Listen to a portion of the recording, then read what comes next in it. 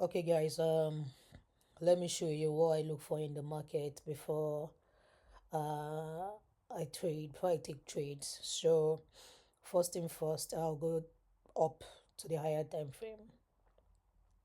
So I usually use the daily time frame and the 4 hour. So when I go to the 4 hour time frame, I don't see anything. I move up to the daily time frame. So for example, let's do a clear analysis of this guy here. Yeah, so this is it. Right now, you can see that gold is bullish.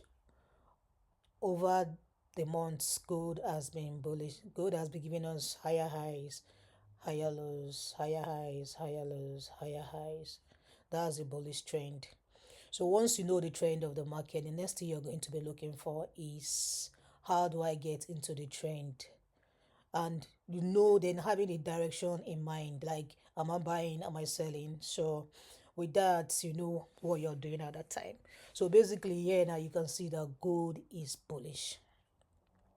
So I'm expecting, if I'm anticipating a buy at this time, when I on the daily time frame, I can see that there is a structure here and there is a structure here.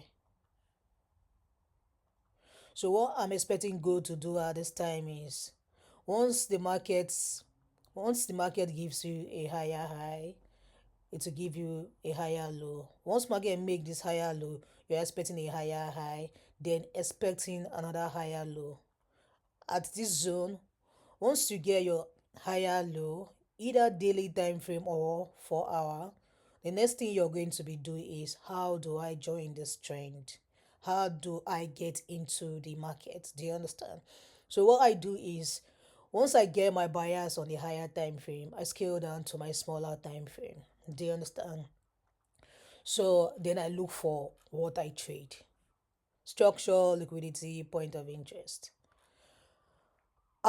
Sometime last week, I made this analysis. I go on this trade, and fortunately, the market took me out because my stop loss was too tight. Yeah. So, but yeah, I'm still looking for other entries to get in the market because my target is right here for market to go take out the next higher high. That's the next draw of liquidity for me on the higher time frame. So when I scale down to the smaller time frame, I wait for the strategy I trade: structure, liquidity, point of interest. So right now, for me to get into the market, I will see my reversal pattern. So right now, I can see a clear break of structure to the upside. So market has changed direction from bearish to bullish at this zone. Do you understand? So I've gotten my market structure shift at this level, right? This is my inducement,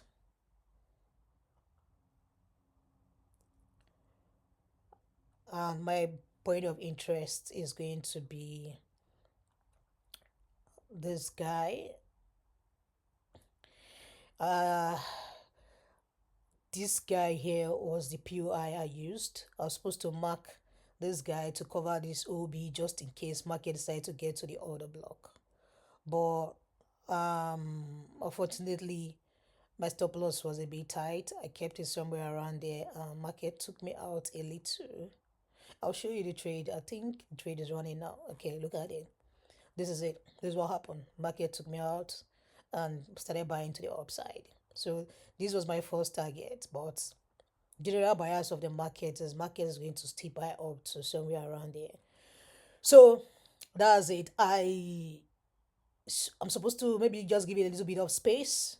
That was about trade I got into last week, but shit happens. So yeah, so that's it. And the next thing is, I'll target my next draw of liquidity.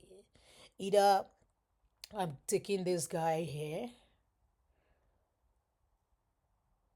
either I'm putting